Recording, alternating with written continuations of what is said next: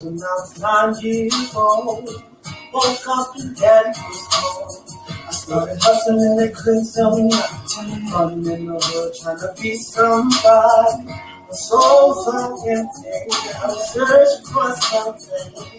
Tried to be good, tried to keep from trouble. Living too fast, trying to make good for the hustle. Sometimes you get along.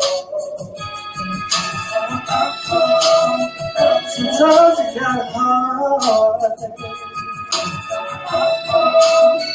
Sometimes you gotta walk to work, yeah. Sometimes you gotta do a little bit. Hey, wasn't really looking, yes I found it. 5'3" like brown skin, coming from the university. My style looking kind of lovely. Didn't know she had much strength. Down the ride out, we didn't take the train. Even turned her to a poker game. Dropped knives for 5 chicken and sushi. Tried to be good, tried to treat you like a birthday. Tried to be a friend. Turns out that you was your day. Sometimes you get along. Some things are what you seem to be. Sometimes you get all angry. Oh, sometimes you can pass me. Well, try to be good. Oh, they nothing but to love somebody. Didn't want to die young. Said he has to try to feed my family. Scared to have a kid and do like that again. Cause I'm so scared of family. Sometimes it gets hard.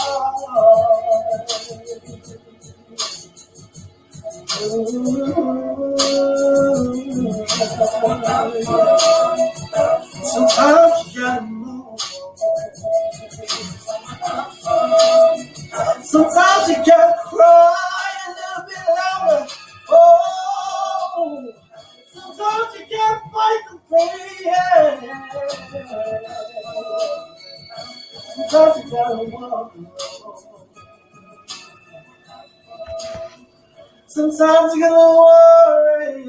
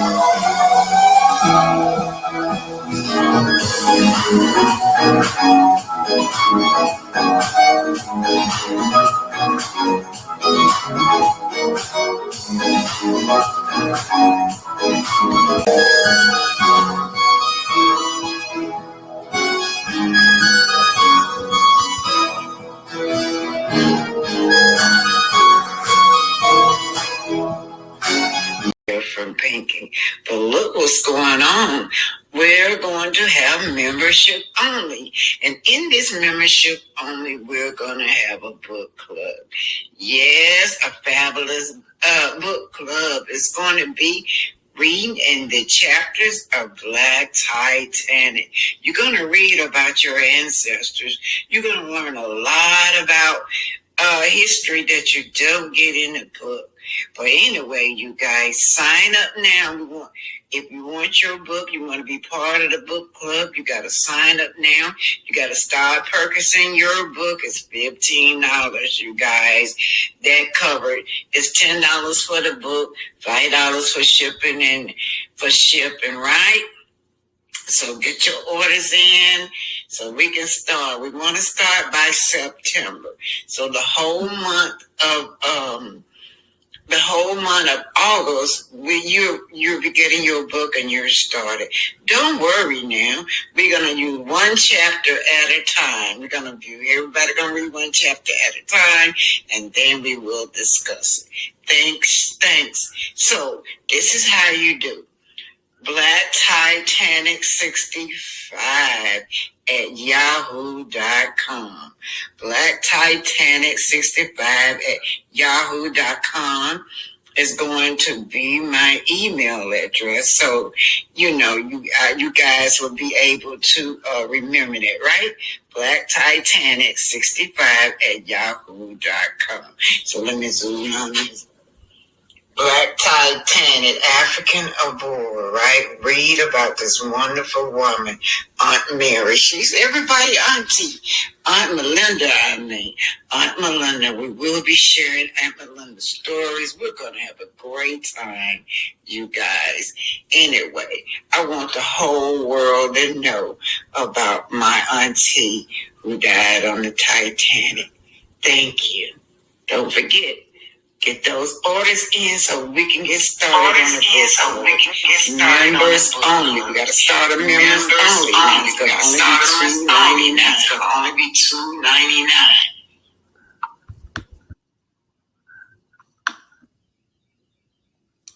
Hey, Grand Rising, everybody. Grand Rising. Hey, this light don't look so high, but I'm in a different environment. I'm at my other house, so...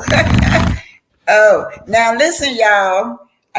This house is by the airport, so you guys will hear a lot of airplanes going overhead. There's nothing I can do about that.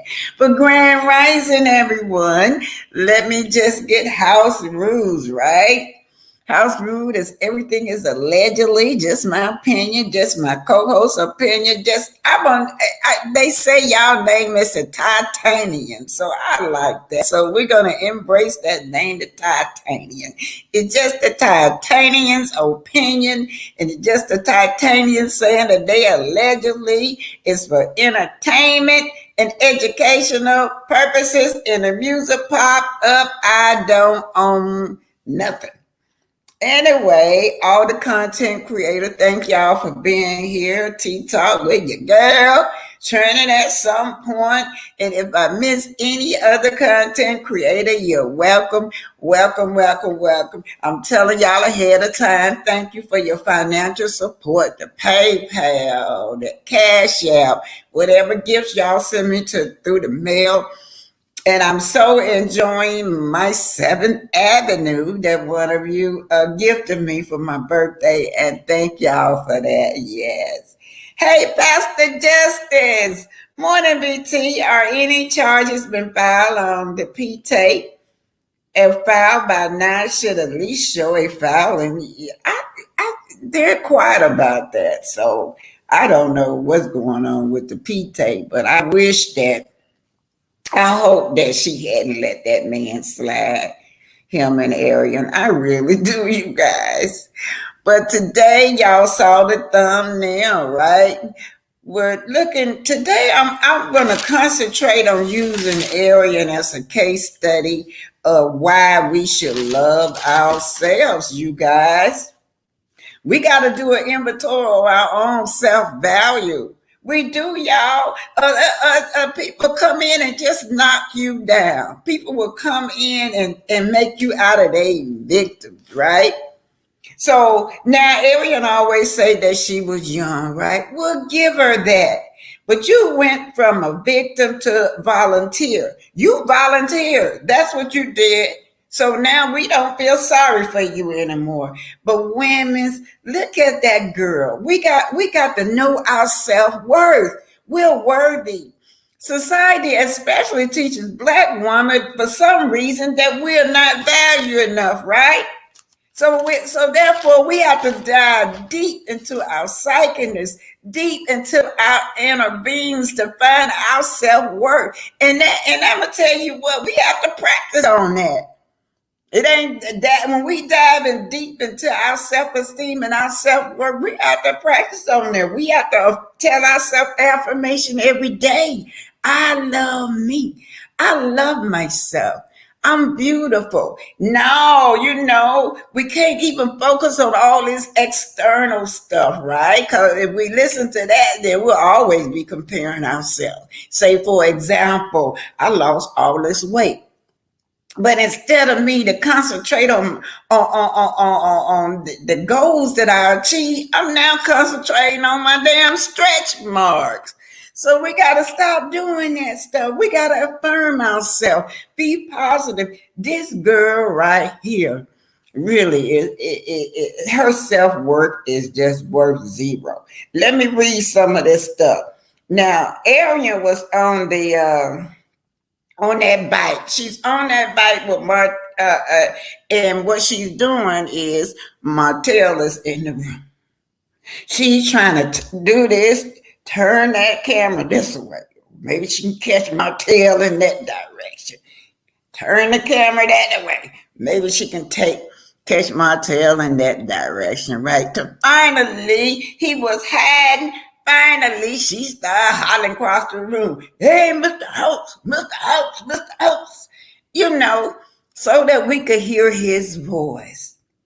But you're looking at a woman that self-esteem has just been shattered, you guys. Just shattered. What happened to her?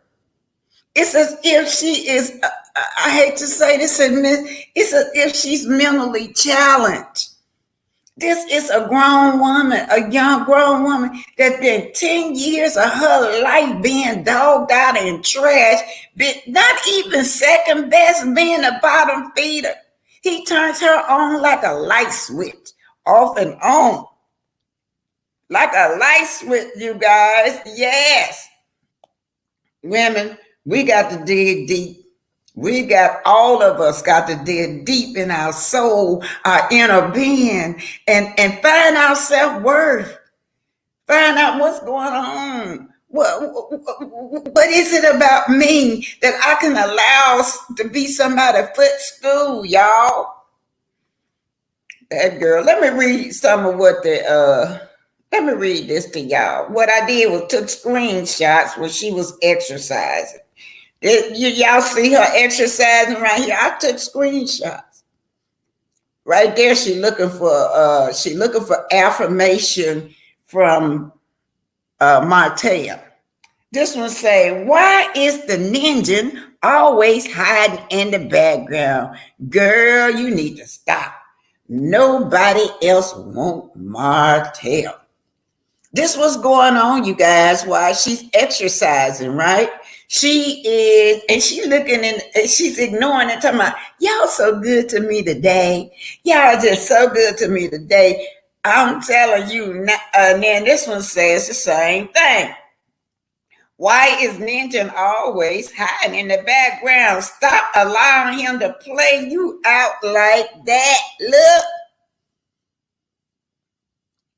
This is what the fans are saying." And she look at her. She holding her head up high. She holding her head up high like she all that. Man, women, we got to know our self-worth. We got to know. That man still not being seen with you. You are slow. These are just a few. And if y'all go back, pay attention. Go back.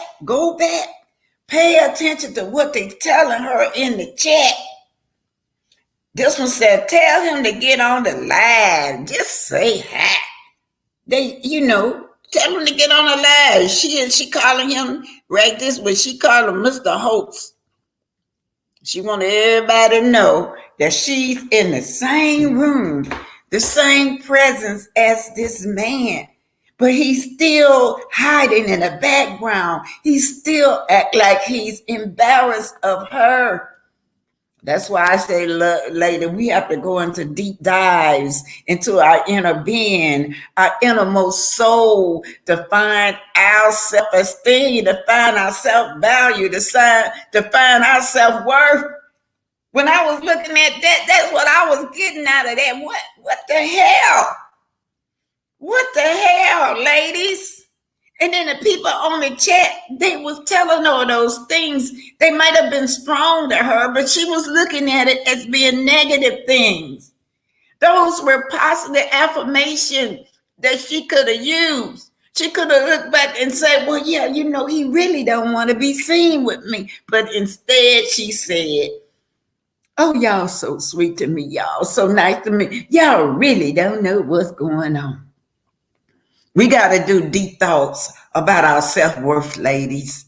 All of us. That's why so nobody like a narcissistic man like Martel can't come in and devalue us, make us out of a victim, right? We got to go deep in our soul to find ourselves, you guys. We got to take a look inside of our soul. Y'all know that the hardest thing for me to do is to face myself. That shit hard. Because when I'm facing myself, it's not about the negativity. It's not about the positive thing. It's about all the mistakes that I done made. All the bad choices I done made. Everything I done did to cause me to be full of anxiety, full of depression. Because some of that stuff I bring on myself like these no good men. Then what I did, I had a talk with my grandbaby. She crying. She 26 years old. Y'all, I'm just going to tell y'all this. There was the other day. She crying so hard. I don't know what to do. Tell me, baby. Tell me what's wrong. What's wrong, darling? What's wrong? I mean, she was crying so hard. She was snot everywhere. That's how hard she cried. Snot running all out of the time. She boo-hooing. She's so full of anxiety. Grandmama, I can't talk to you now. Grandmama, leave me alone. Finally, I left her alone. And she was so broken. My grandbaby was so broken. She's 26 years old. I had no idea what was wrong with her.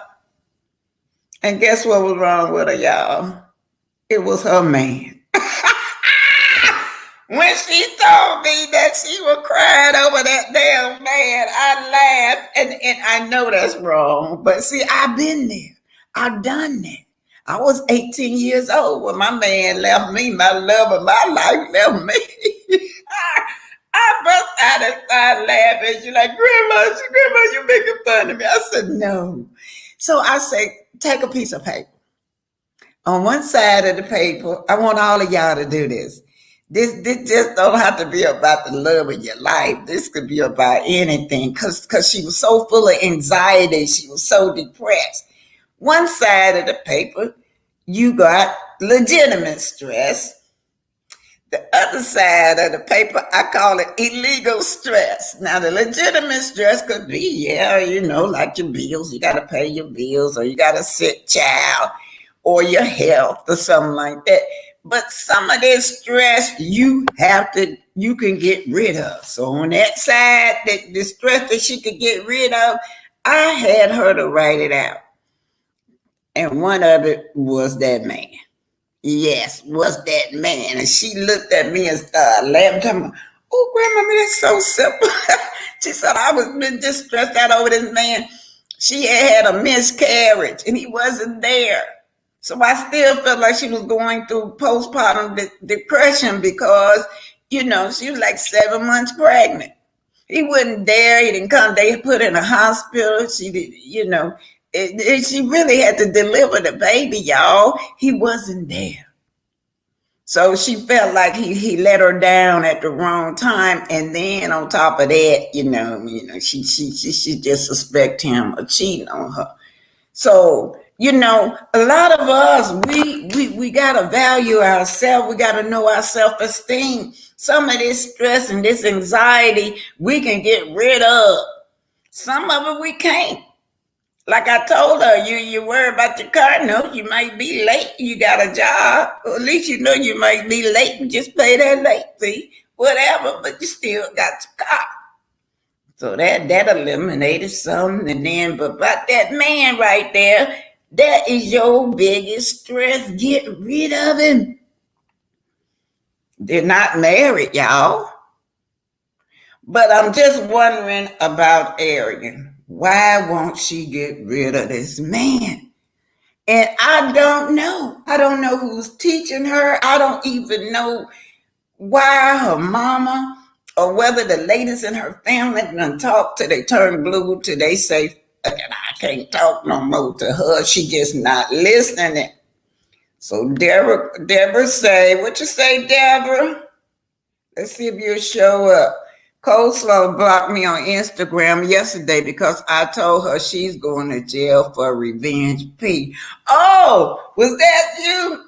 I got a screenshot of that. Yes. Yeah, I got a screenshot of that too. Yeah, I got a screenshot of that. Yeah, surely is, y'all. Some of the people, thank you, Deborah. Some of the people said, what time is it? Time to go to jail. And then I saw that one too. Yeah. So anyway, you guys, that's what we're talking about today is learning to love ourselves.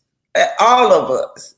That girl can be just a great example of what not to do. She's a great example of not having self-esteem, not valuing herself. So what's the difference between self-esteem and self-worth? Now, self-esteem to me, this is just me. You may have different meanings to some of y'all, but self-esteem is like, I done achieved something, more of achievement, right? More of a goal that I done met that boosts my self-esteem up. But self-worth is when you value yourself, how you value yourself as a human being. Don't y'all know when I start valuing myself as a human being, them old no good men stop coming to me. Because a lot of that, we be picking these men. We pick these men, y'all, so you got to blame yourself. You can't keep blaming that man for somebody you done chose. You chose that man. You got to quit choosing those kind of men. What we do, we're looking for outside validation. That's what we're looking for. We got to look inside. I don't care if you're married or not. Even if you're in a relationship or even if you're married, you can't look to your husband to validate you. That validation has to come on the inside of you. Your worthiness has to be on the inside of you. Arrogant, feel unworthy. That man still was out in the gym. What's this excuse? You can't be on the show with me. She believed that. But you're on her live. You can't even be on her live with her. You in the gym with me. What the hell? What the hell? Let's see what Patricia T is saying. She wanted people to know not stay with Martel the night before. Also, if that boy's name is Marriage, why is she still calling him not? She and Martel are big liar. Yeah. Cause see that still go to her self-worth. Ain't no way in the hell you're gonna just put that M. See, Martel's still thinking about his marriage. Everybody from his first married name started with an M. And she said it. She said the reason she did not want his name to be married or start with an M because that's when you were married. You still thinking about your wife. She told him that. That was one of the reasons that she did not want to name him Marriage. Because she know Martel is thinking about a male and those M&M kids instead of her son. So, okay, y'all, let's just get to, I'm going to say hi to y'all. I believe Coleslaw and Martel is in Huntsville. Yeah, they in Huntsville, y'all. They back in Huntsville. Yeah, they back in Huntsville. Y'all, I'm in Atlanta. I'm back home, y'all. I don't know when I get to go back down there. Right now, my brother's doing good, and my baby brother live with my brother. So he not no baby, y'all. He's 60 years old. He's staying with my brother. So far things are going good. So hopefully If things don't work out, I'm gonna get him and bring him down here. But he didn't want to come, and I did not want to force that out of him, right? But if he gotta come, if I have to bring him down here, I am. I don't like staying in Huntsville. I'm like Mel. I know how she feel. That little bitty little town, there's nothing there, y'all. It's nothing that I mean, it's good for going to college and stuff like that. But other than that, if you career orientated, you got to get out of there. You got to explore just a little town. I think we do have more than one stoplight there. We do have that. Okay, y'all. I'm finna go. Y'all know the drill. I'm going into the Black History. Black inventors. And then here we go, you guys. Black inventors, yes. Hey, Linda Gamble.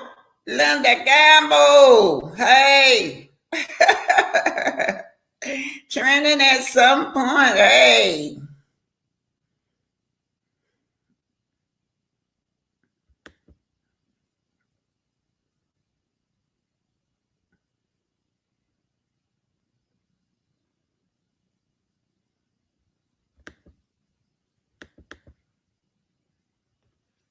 Yeah, every day. What would this world be without our people, y'all? Our people just invented everything that we use, on down to the toilet. When you're sitting on a toilet stool, when you're rolling that toilet paper, even that toilet paper holder right there, that right there, that was invented by a black woman, y'all. Yeah. You can't even sit on the toilet without even thinking about your ancestors. The toilet paper when you're in the toilet roll, your refreshing ancestors. blast of water from a super soaker on a hot summer day. Lonnie Johnson, an African-American engineer, made that possible. These remarkable inventions highlight the ingenuity and brilliance of Black inventors, reminding us of their invaluable contributions to society across different domains. There were some instances where Black inventors would compete with Alexander Graham Bell, with Thomas Edison, where their inventions were really just as good and just as transformative, but they just did not have access to the capital, says Shantavia Johnson, an entrepreneur and Associate Vice President for Entrepreneurship and Innovation at Clemson University in South Carolina. They did not have access to all these different systems that the United States puts in place to support inventors. Join us on this captivating journey as we uncover the stories behind the inventors whose brilliance transcends boundaries. Together, let us celebrate the resilience, brilliance, and immeasurable impact of Black inventors. Get ready to be amazed, inspired, and enlightened. It's time to dive into the rich tapestry of Black inventors and their groundbreaking inventions. Prepare to witness a legacy of excellence, innovation, and the triumph of the human spirit. 1. Benjamin Banneker. He is a remarkable African-American inventor, mathematician, and astronomer who made significant contributions during the late 18th century. His notable achievements include the creation of a wooden clock and the development of the almanac calculator. Banneker's wooden clock is a testament to his mechanical genius. In the early 1750s, he constructed a fully functional wooden clock entirely from hand-carved components. This achievement was particularly noteworthy considering the limited resources and educational opportunities available to him as an African-American living in a time of racial inequality. Banneker's clock demonstrated his exceptional skills in precision engineering and craftsmanship, leaving an enduring legacy. Additionally, Banneker's almanac calculations solidified his reputation as a mathematician and astronomer. Inspired by his love for astronomy, he painstakingly calculated and published almanacs annually between 1792 and 1797.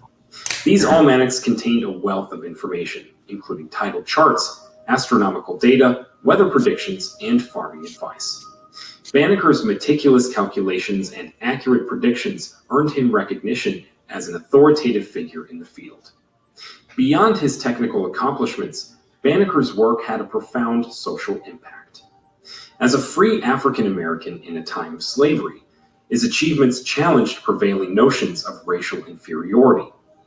Banneker's success as an inventor and mathematician served as an inspiration for future generations and played a role in advancing the cause of racial equality. Benjamin Banneker's wooden clock and almanac calculations stand as enduring symbols of his ingenuity, determination, and intellectual prowess. His contributions continue to be celebrated today as a testament to the remarkable achievements of African Americans in the face of adversity. If you are still watching this video, it means you find it interesting. Why not take out a second and hit the like button? It helps us grow and helps more people see this hidden history. Have you done that? Let's move on. 2. Lewis Howard Latimer. Lewis Howard Latimer, an influential African American inventor and engineer of the late 19th and early 20th centuries, made significant contributions to developing the incandescent light bulb and electric lighting systems. His innovative work with carbon filaments and his expertise in electrical engineering revolutionized the field. Latimer's most notable achievement was his improvement of carbon filaments for incandescent light bulbs. In the 1880s, Latimer worked closely with inventors Thomas Edison and Hiram Maxim to address the challenges of creating a longer-lasting and more efficient light bulb. Latimer's expertise in working with carbon led him to develop a superior carbon filament that significantly extended the lifespan of the bulbs. His method involved encasing the carbon filaments in cardboard, making them more durable and enabling the bulbs to burn for a longer period of time. This breakthrough made electric lighting more practical and accessible for everyday use.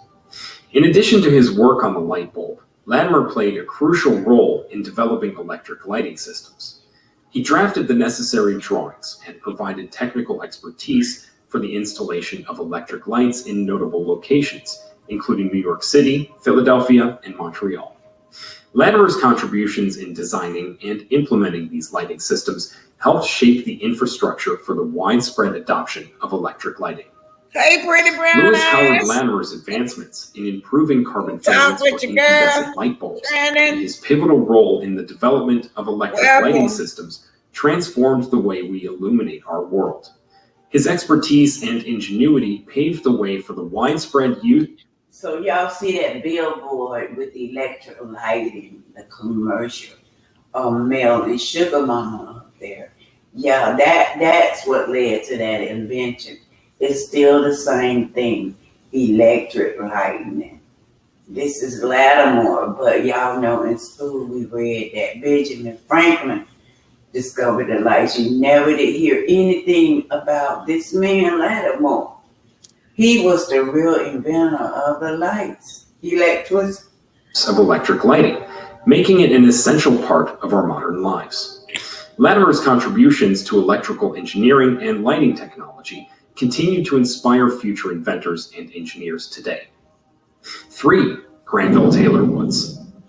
Granville Taylor Woods, an exceptional African-American inventor and electrical engineer, left an indelible mark on the transportation industry in the late 19th and early 20th centuries. His pioneering work in railway telegraphy, the multiplex telegraph system, and the development of the third rail for electric railways revolutionized the way we travel and communicate.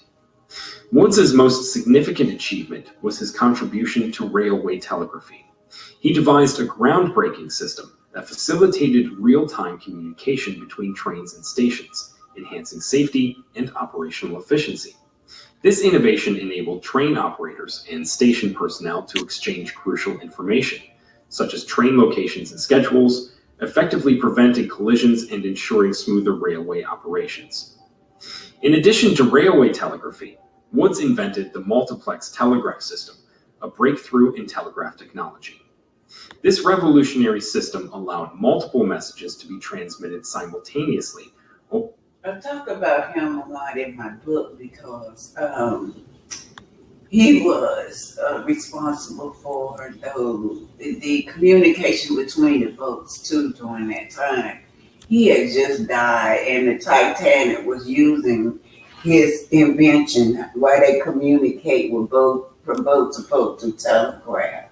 So we can say that he was one of the first wireless telephone person, the multiplex communication is one of his inventions, which is the telegraph, you guys. For a single telegraph wire, greatly increasing the capacity and efficiency of telegraphic communication. Woods's invention transformed long-distance communication, laying the foundation for future advancements in the field of telecommunications. Furthermore, Woods made significant contributions to electric railways by developing the third rail system. His invention provided a means to supply electric trains with power through an additional rail, separate from the regular tracks. This innovation eliminated the need for onboard power sources and enabled electric trains to operate efficiently. The third rail system played a pivotal role in the widespread adoption of electric railways, improving transportation efficiency and reducing environmental impact. Granville Taylor Woods's ingenious inventions in railway telegraphy, the multiplex telegraph system, and the third rail for electric railways had a transformative impact on transportation and communication. His innovations continue to shape modern transportation systems and have paved the way for further advancements in electrical engineering and telecommunications. Woods's brilliance and contributions are a testament to his lasting legacy in the world of technology. 4. A rogue virus. No jobs. Sky-high tuition debt. Life is trying to put our generation on the sidelines. 4. Garrett Morgan. Garrett Morgan, an African-American inventor and entrepreneur of the early 20th century, made significant contributions that revolutionized both public safety and personal protection. His remarkable inventions include the 3-position traffic signal and the invention of the gas mask. In 1923, Garrett Morgan patented the 3-position traffic signal, a pivotal innovation in traffic management. Before his invention, traffic signals only had 2 positions, stop and go. However, Morgan's revolutionary design added an intermediate position, introducing the concept of the yellow light. This simple yet effective addition provided a clear and orderly transition between stop and go, improving traffic flow and reducing the risk of accidents. Morgan's 3-position traffic signal became the standard for traffic control systems, forming the foundation of modern traffic management worldwide. Another groundbreaking invention by Garrett Morgan was the gas mask. Inspired by a tragic incident in 1916, when he witnessed workers trapped in a tunnel filled with toxic gases, Morgan developed a device to protect against harmful fumes. His gas mask incorporated a hood, a tube for fresh air intake, and a canister to filter out dangerous gases. Morgan's invention was instrumental in safeguarding lives during industrial accidents and in various hazardous environments. It became an essential tool for firefighters, rescue workers, and military personnel, protecting them from smoke, chemicals, and other toxic substances. Garrett Morgan's ingenious inventions, the 3-position traffic signal and the gas mask, significantly impacted public safety and personal protection. His innovations continue to save lives and serve as a testament to his dedication to improving society. Morgan's contributions exemplified the importance of inventive thinking and the profound impact that one individual can have on the world. 5. Madam C.J. Walker. Madam C.G. Walker, born Sarah Breedlove, was a pioneering African-American entrepreneur and philanthropist of the early 20th century. She is best known for her innovative hair care products and cosmetics specifically designed for African-American women, as well as her highly successful business model. Madam C.G. Walker experienced hair loss and scalp issues, which inspired her to create her own line of hair care products. In 1905, she developed a specialized formula called Madam Walker's Wonderful Hair Grower, which aimed to promote hair growth and restore scalp health. Recognizing the need for tailored products in the African American community, she expanded her line to include shampoos, conditioners, and other hair care solutions. Her products gained immense popularity and were highly sought after. What set Madam C.G. Walker apart was not only her exceptional products, but also her revolutionary business model. She utilized a direct sales approach, training and empowering African American women as sales agents known as Walker agents. Through a network of agents, Madam C.J. Walker's products were distributed across the United States, reaching a vast customer base. This model not only provided economic opportunities for women, but also allowed Walker to create a supportive community and uplift others in the process. Madam C.J. Walker's success extended beyond her business endeavors. She became an influential figure in the African American community, advocating for economic independence and social equality. She used her wealth and influence to support charitable causes, education, and entrepreneurship, becoming a prominent philanthropist and role model for many. Madam C.J. Walker's pioneering work in developing hair care products for African American women, coupled with her innovative business approach, left an enduring legacy. Her contributions not only transformed the beauty industry, but also empowered generations of women to embrace their natural beauty, strive for financial independence, and pursue their dreams. 6. Otis Boykin. Otis Boykin, an African-American inventor and engineer of the mid-20th century, made remarkable contributions to the field of electronics, particularly in the development of electrical resistors. His innovative work with resistors revolutionized the functioning of radios, televisions, and computers.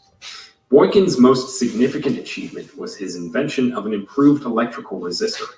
In the 1950s, he patented a device known as a precision electrical resistor.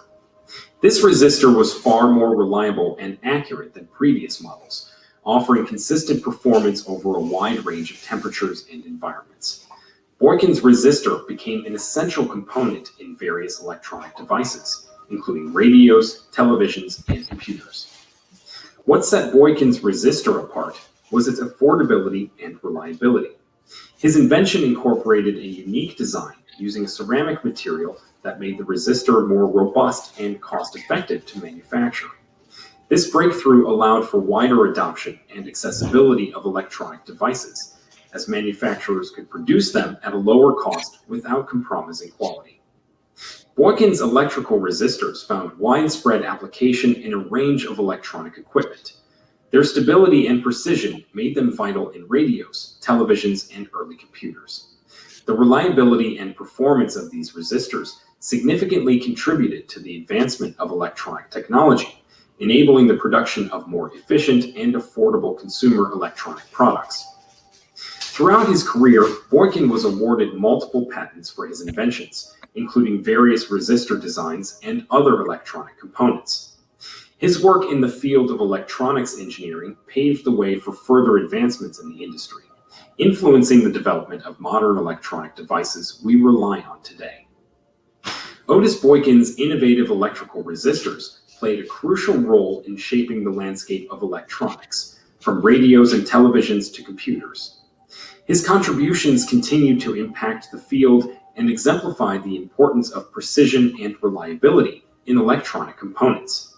Boykin's ingenuity and perseverance serve as an inspiration to aspiring inventors, highlighting the transformative power of innovation in improving technology for the benefit of society.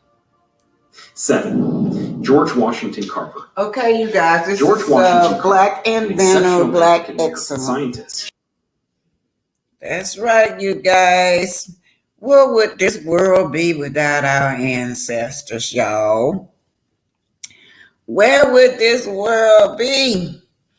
The everyday thing that we use, our ancestors invented, you guys. And I'm going to always shout out to the GPS, Miss Gladys West. Y'all know they still ain't giving this woman her props. She's still alive. That's why every time I do this, I always shout her out. Because y'all know that GPS system is so valuable. So when you get in your car, you turn that GPS on. Just think about Miss West still living. I think she in her 90s, y'all. The woman's still living. They had, I think it was like 3 or 4 years ago, they just honoring this woman for the GPS. Y'all know, like I said in school, We learned about Benjamin Franklin. Never knew about Latimer. I learned about Mr. Latimer when I got like in high school. His name, what is Benneker? No, Latimer. That's his last name. Invented the lights. Yeah, they always said that Benjamin Franklin when really it was Latimer. Now, when you get in there, you turn that light on. You can't do without that light, right? Without all that power. Your ancestor Latimer invented that. Well, y'all know electricity already in the universe anyway, but he found a way to contain it, right? That's Latimer, y'all. Glenville Wood was the first person into this communication where you can communicate from boat to boat, train to train, airplane to airplane. And another thing they didn't say about Glenville Wood, I did extensive research on him because of the Titanic. When we go into our book, the book club, y'all would know more about Mr. Glenville Wood, because when you go on those cruises, he was instrumental into when them big boats, he supplied and discovered how you can make the big boats move. He built all those boilers, some big boilers. Of course, the fuels that they used was coals at that time. But, you know, he built all those boilers back there that those cruise ships was using. But I always tell people the first wireless communication always came from our people. It was the drums. Y'all know back in the day, the drums told a story. That's why when they brought them over here from slavery, they were not permitted to use those drums because the clear people didn't understand what they were saying. Back in Africa, that's how they communicate with the drums. They talk to each other. They had different code to know what that means. And when they got over here, they were not allowed to do anything, have no drums, because they couldn't understand what our people were saying when there would be no drums, right? So we invented the first communication, wireless communication. I don't care what nobody say. They come from Africa, which was the drum. Now you talk about Gary Morgan. That's that man that did that gas mask. And the when you're driving down the road and you stop at that red light, think about Gary Morgan, y'all. That's your ancestor too. And I always tell y'all, if you got your children, your grown people in the car, that's the way you could teach them. You ain't got to remember their name. All you got to do when you pull at that red light and your grown kids might be sitting over there, did you know a black man discovered this traffic light right here? That's how I be doing, man. They'll look over there at me. They look over there at me like I'm crazy, but I know they're listening, and yeah. And I know they're listening because my grandkids say, my daddy said that black man did that traffic light, Grandma. Is that true? I said, yeah. So he was listening. So one thing about Mr. Morgan, a lot of those workers down there could have been saved a long time ago. Mr. Morgan had been trying to get his mass over to the largest society, but they didn't want to use it because he was a black man. So a lot of people died. But this particular day in Cleveland, Ohio, it was something happened in one of those tunnels. It was some people in there. They still was alive and they could hear them screaming, save us, save us. So they decided to use that gas mask.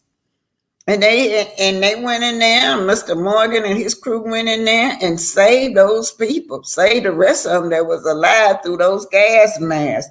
So today the firefighter used those masks, you guys, yes. And when you go into the Black Lives Matter group, you really need one of those because they be spraying it, all kinds of toxic stuff on you. You need one of them masks, them gas masks. So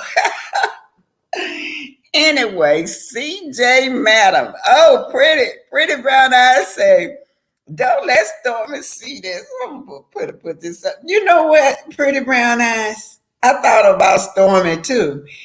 When they bought her CJ Madam, her real name is Sarah Breadlaw. But I thought about I said she'll turn over in her grave with the way Stormy do business about her hair, because she opened up doors for this hair product. And Stormy taking these people money and getting them product. CJ Walker was a savage businesswoman, and she would be upset with Stormy, but pleased with Mel, though. But anyway, Pretty Brown Eyes said, don't let Stormy see this. She's going to swear Madam CJ Walker copied her. Yeah, I was thinking about her. Okay, you guys. So that's our little Black History spotlight. Yes, Black History. It's stuff that everyday use that we use on down to the spoon and the fork and the knife, the plates, everyday thing that we use, y'all. Our ancestors invented. Yeah, everything. Yeah. Okay, I know y'all waiting on Love and Marriage Huntsville. I'm gonna keep it rolling, you guys. I'm keeping it rolling. All right. We're going into Love and Marriage Huntsville. All right, let's go. Let's hit it. We wanted to this about it's gonna be a variety of stuff on this tape though.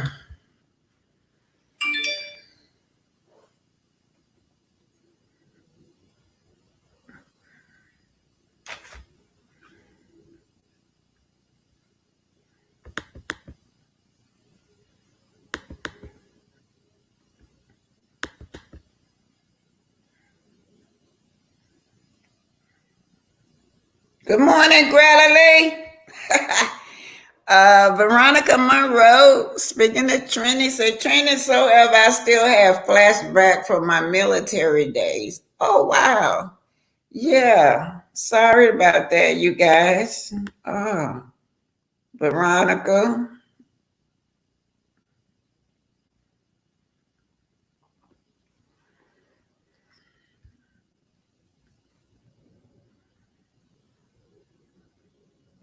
This is Arthur Omer, and remember, eagles fly with eagles. So let's just read the comments. Oh, this is Wake Up Women and No. Don't start freezing up now, man. Your word, because she's at the gym and he's hiding from her. She keeps hollering across the room so you can hear his voice. What time is it? It's jail time. Okay. And what does it say? Jail time. That man don't want to be with her. He just won't ask. I love Blind. I feel sorry for her, honestly. Yeah, because, y'all, he keeps hiding from her. She keeps running across the room, hollering across the room so he can say something so we can hear his voice. But then she'll move from different areas. She'll move to another bench or what have you. Then he'll move. This man's still not being seen with you. You are slow. You saw what they telling her on her live. It's him holding the phone. He's walking, hiding, and talking. You're going to jail. The feds are coming. Yeah. What time is it? Jail time. Tell him to get on the live to say hi. Okay, let's hear what she's saying now, you guys.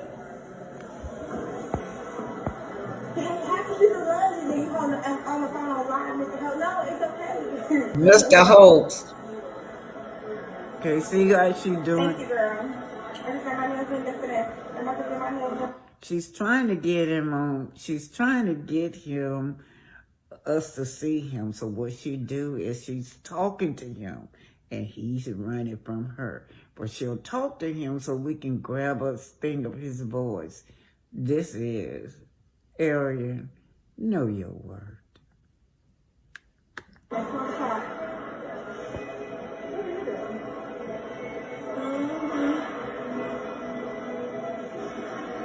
the girl got real good. I think when I told them yesterday that, yeah, I was like, we should do it tomorrow.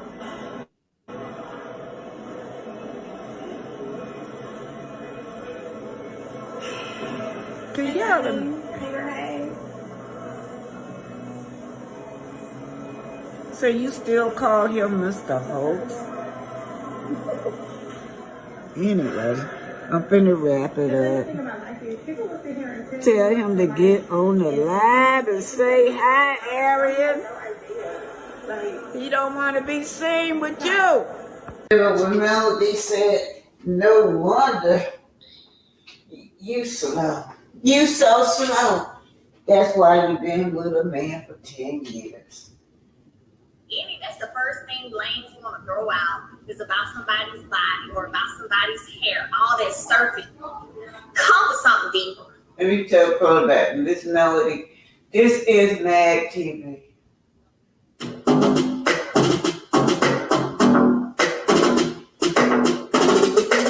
Martel Holt's ex-wife Melody has a few choice words for Arionne Curry.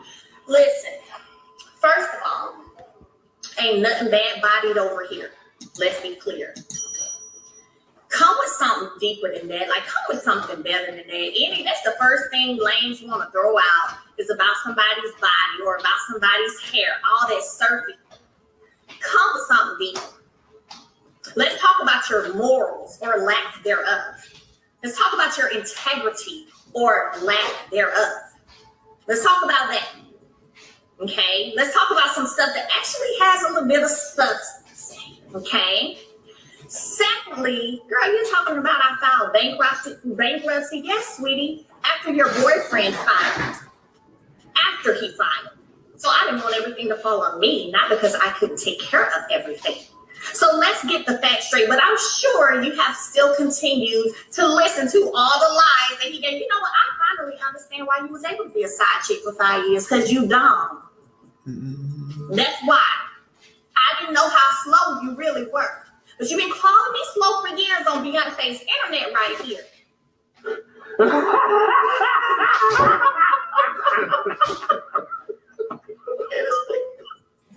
It ain't saying nothing.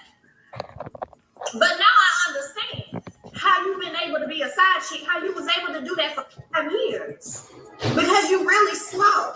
And then he still ain't out with you.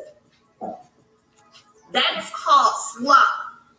Get yourself some morals, get yourself some integrity, do yourself a heart check. And let me be clear, where's your daughter? Because you said you haven't family day with y'all 5 kids. I got 4 with them. You got 1 and then another child. Now, And you hear from Melody, she's slow. Definitely slow. And he's definitely high. And this is a perfect example of how he hides. He's right there in the same room with her and he's hiding. She's playing like a hide and go seek, taking that video and that camera, moving from one equipment to the next, trying to catch him on the camera for us to see. But when that didn't work, she started hollering across the room to make sure that we heard his voice. Girl, you slow. Melody said, get some integrity. Did you see what the fans are saying? They're saying, why is he in the background, girl? Oh, you need to stop allowing this man to play you like that. The fans are trying to warn her. She's ignoring everything that the fans are saying. They were saying, why is he hiding? Why can't he get on the live with you? Why do you keep allowing this man to play you? Do y'all remember this incident when was they in Florida somewhere? Yeah, they were on vacation. This girl was so upset till 3 o'clock in the morning. She was posting and posting and posting.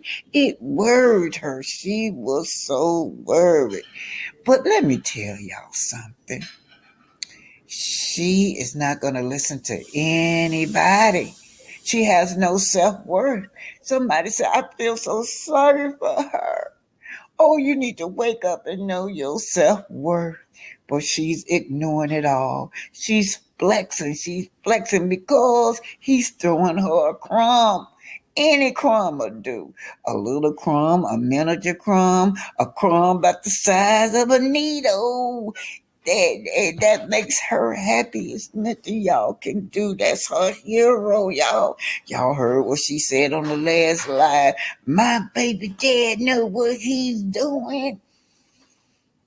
Anyway, Melody says it all. I can see why you've been a side chick for over 5 years, because you are definitely slow. They found the person they want to be with. They found who they feel like is they.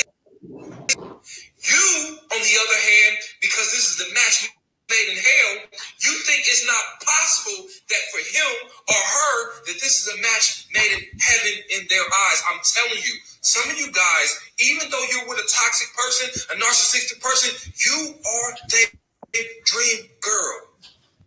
You are the dream girl, man. You are the woman that this man went to sleep every night hoping to meet. A woman that will allow him to be himself without challenge. A woman that can take his punches and roll with it and then accept responsibility for his anger and his outburst. It ain't a lot of women like that. And he's found somebody that will take it and don't require him to be better. Don't require him to make adjustments. It's easy in that relationship for him. And I want y'all to understand this. Everybody that's in a relationship with a toxic person, I want you to understand this. It is easy for them to be in a relationship with you. It is easy. You don't require them to grow. You make suggestions, but nothing happens when they don't take it. Because guess what? You still here. It is easy to not watch your tongue when you're in a relationship. It is easy to say whatever comes to your mouth without fear if a person gonna leave or not. It is easy to be disrespectful, to not be considerate, to make it all about him. It is easy. Was not This case metaphor. In a relationship with that person. You keep wondering why he ain't gonna leave you. It's because why would a person leave a relationship where they get everything they want? I want you, ladies, this is going to hurt some of y'all feelings. But I got to say it.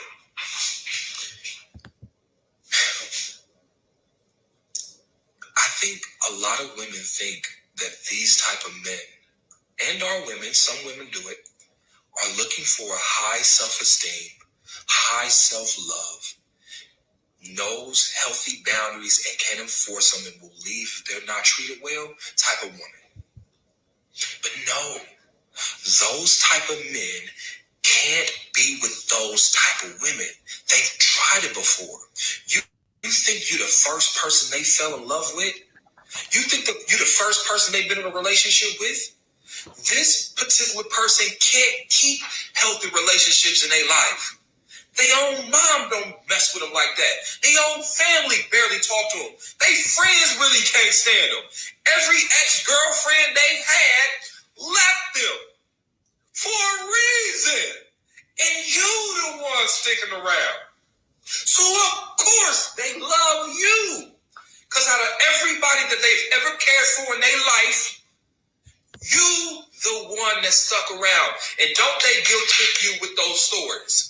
How everybody left them. And make you promise that you'll never be like everybody else. And ain't it always everybody else's fault?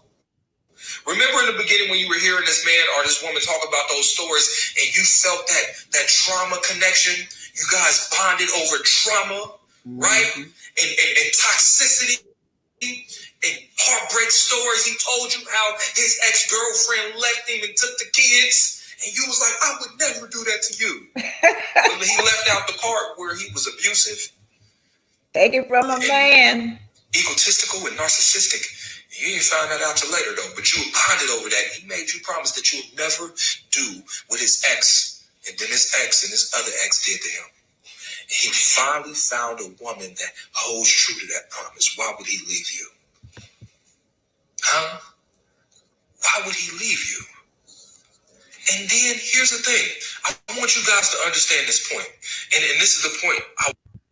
Hey, good morning, y'all. It's early in the morning, and actually, my Boots little on the ground down the street from Blaze.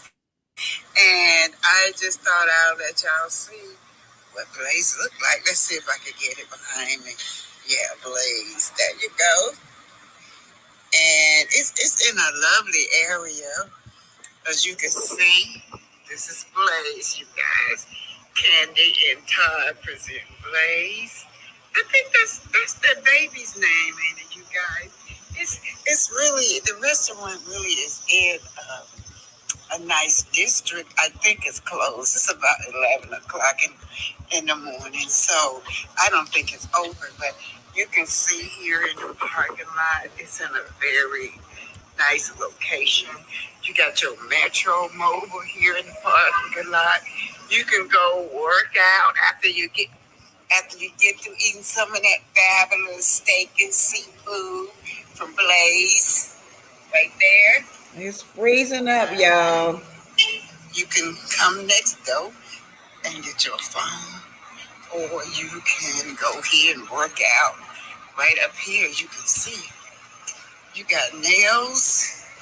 You got a workout shop. Good morning.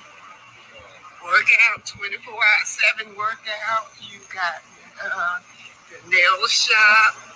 You got a dentist down here. It's actually Blaze is in a great location, you guys. And just across the street is my bank. It's a black-owned bank. We don't have many black-owned banks in the United States, period. But yeah, and I gotta go. I just wanted y'all to see what Blaze look like. It's pretty, you guys. Y'all see that Blaze? Did I get it right? Candy and Todd Restaurant Blaze. I do know that they were. I do know that on the reunion they were talking about Blaze and that old lady gang, and I don't even know why they shamed this girl business, but seems like Blaze has been doing pretty good, y'all. She's been making pretty good with Blaze. Let's see. I don't think it's open, but I'm gonna try, y'all. Because them airplanes going by, y'all. Let's see what's up here. Oh.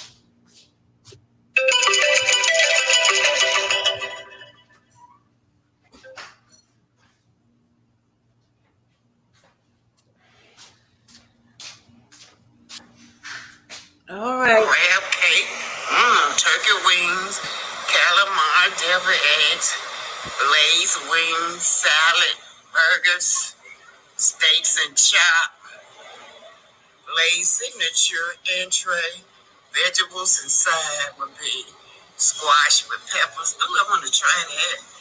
French fries, green bean, Brussels sprout.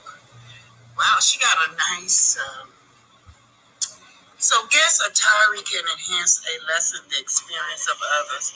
Please adhere to the following attire. Dress to impress. Headgear. Hats are allowed, but they must be worn in a conventional manner. No hats to the back or side.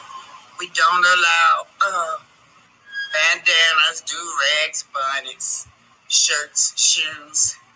We represent a sophisticated, yes, casual, family-orientated environment. So, yeah, this restaurant right here is, I don't think it's open, but the door open. That'll be great to come in here. No, it's closed today, you guys, so I'll come back another time and have some of this delicious What did it say? The rug say, even the rug say Blaze. This is the front door, you guys. This is Blaze. I just read the menu off to you guys, and what a fabulous meal. But they're talking about Blaze restaurant on the reunion, you know. I think Cherie was trying to say Candy business, but you like her or not, she is a savage businesswoman, and she do take her business serious, you guys. Yeah. So Sheree, I told y'all, like when I went to Old Lady Gang, they had a tour bus coming for the Old Lady Gang. It just sparked people curiosity.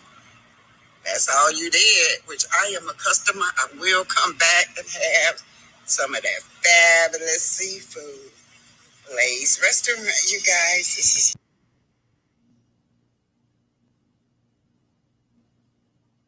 Hey, you guys, this is better, right? Yeah, I couldn't hardly see myself. I'm getting ready to put out the invite. And if you don't mind, Sunkiss, you don't mind coming up, you're the specialty in this group to me on narcissists. How narcissist men, they look for weak women, you guys. So we got to know our self-worth so men's like that won't come along and make a victim. I got just one little short slide I want to show y'all. That's on when I went to the Old Lady Gang, you guys. Yeah. So anyway, I'm gonna put the invite out and y'all can start coming up. Anybody that want to come up, you're welcome, welcome, welcome. Y'all welcome to come up. I don't run that banner anymore because that banner when I'm showing videos, that banner freezes. I won't get to see none. I don't know why this freeze so much on me. But I got the invite out, y'all.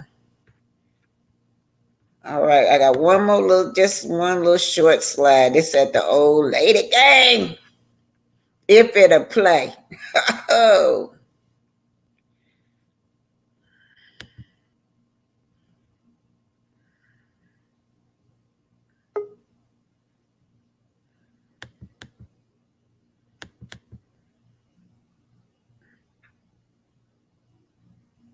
I see you, Sunkiss. I'm going to grab you. Let me let this come through. Yeah. Y'all around here, this other house down here by the airport, they should give us a discount when you buy the houses down here. Because you can't rest all night long. The planes be landing. They'll wake you up out your sleep.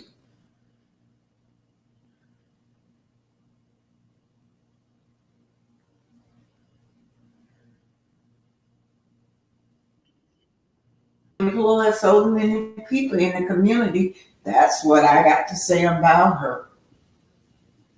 It's a joy. I'm sure Sugar Mama. I gotta hear this again. Sugar Mama. Welcome, Sunkiss.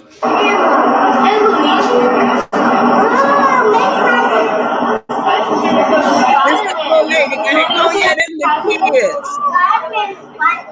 You all saying hi to them? What's Sugar Mama? Say hi. Yeah, which me? And when she came out with her, the whole presentation. When she came out with her she news that was all about me. And then you know what? And it was like, okay, so to be clear, I know it was blurred, but basically the whole she news was she had a few pages where she tried to go pull bad reviews on my restaurant. So can you imagine her trying to shake this girl business where she have no business? We waited 14 years for She by Sheree and She by Never Came. She by She Came. Oh my God, the nerve of her. The shade is the woman of her restaurant. It was like a few pages of bad reviews. She compare my store tags to Shein. So just to give people a little, clarity on what that was that she had passed out. Child, when she passed that out, I had lots of thoughts, but I want to know what you. Well, let's go back. Oh, so she know Kenny Tag's been around for a while. Tag, Kenny is one of the ones on this show that have used this show to her benefit. She's the only one on this show that did it. And Melody reminded me a lot like Candy in that Melody uses her platform to market her business as well. Because I know when you told me it happened, how it was presented, but did they tell us on what was happening when it happened? Like, what was her intro to it? No one's ever taken me to court and said that I have not paid their bill, honey, or tried to sue me for stealing an idea. Oh God. I am that old lady gang right here in Atlanta, Georgia. If you guys ever want to come out for some fabulous soul food, come to the old lady gang. This is black tie Tammy. Come on out to the old lady gang. To the old lady gang.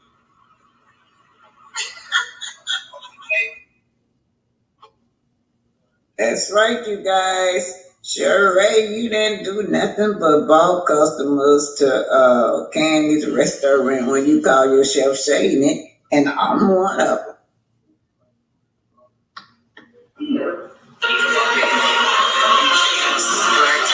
I'm actually in the old lady. I'm just trying to get this right. And the old lady, man, it's crowded. It's the middle of the day, you guys, and it's crowded. Yes.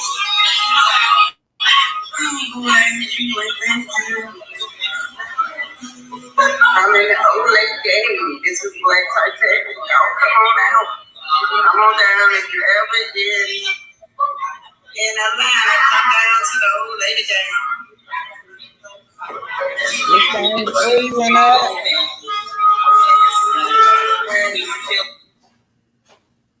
Anyway, Sheree, you just brought customers down to the old lady gang. Shout out to Candace and Todd for hiring the community and feeding the community. Thank you so much for giving back to the community.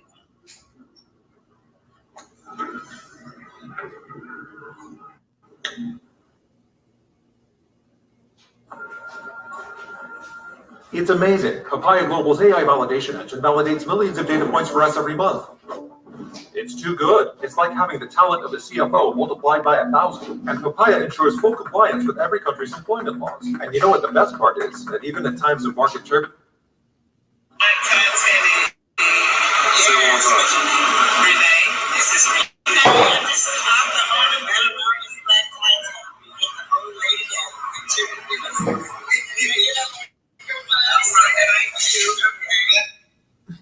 Yeah, it was okay, y'all. I'm removing that. It's just freezing. But I was getting ready to say it was a tour bus that came down there while I was at the old lady gang. And while Sheree up there shading her, that just sparked people's curiosity. It sparked my curiosity. Oh, I'm trying to get this. Let me get this. Sorry.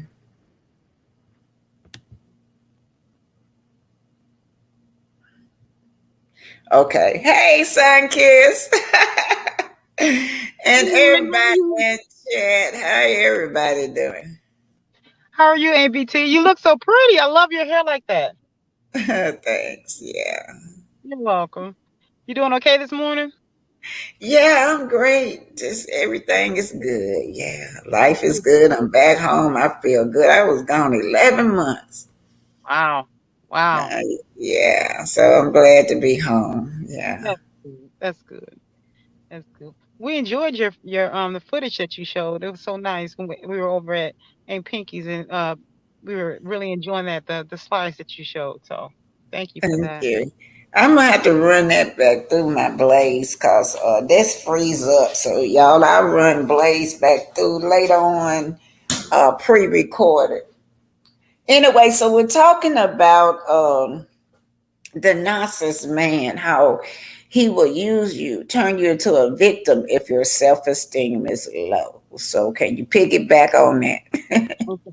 Okay, just start from like the premise of it. We have to keep in mind that um, narcissists are not born, as I said before. They are created.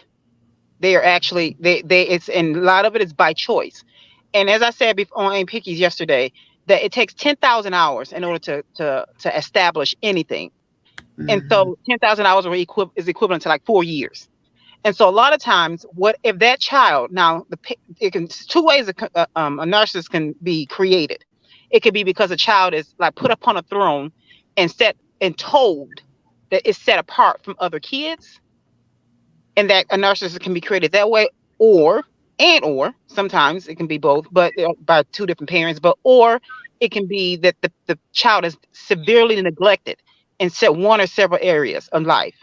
And so that child, within the first 4 years from conception, or as soon as it's conceived to always, because we learned through research that a child can even suffer CPTSD through the mother's bloodstream, through Yes.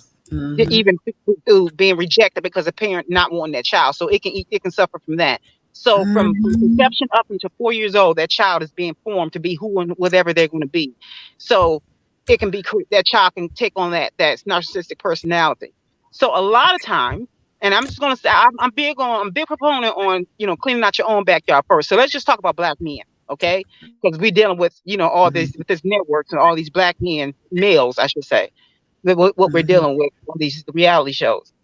So with the black males that we're dealing with, they learn it's like a craft to them because they're hollow on the inside. They're like those Easter bunny eggs or Easter bunnies that you can get. They're chocolate, and on the inside they're all hollow.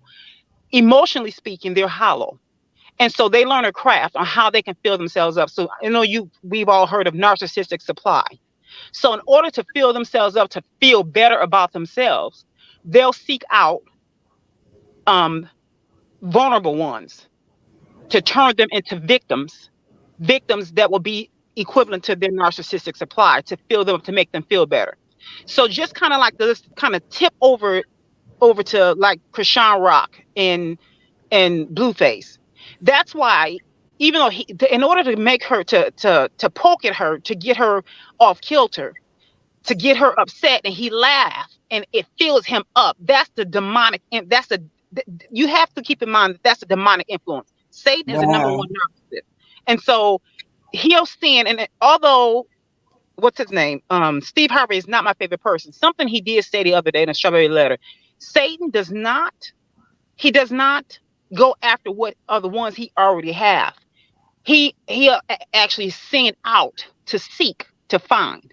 And so those who he have that are narcissists, because if you look up the word narcissist, demonic influences is within that definition.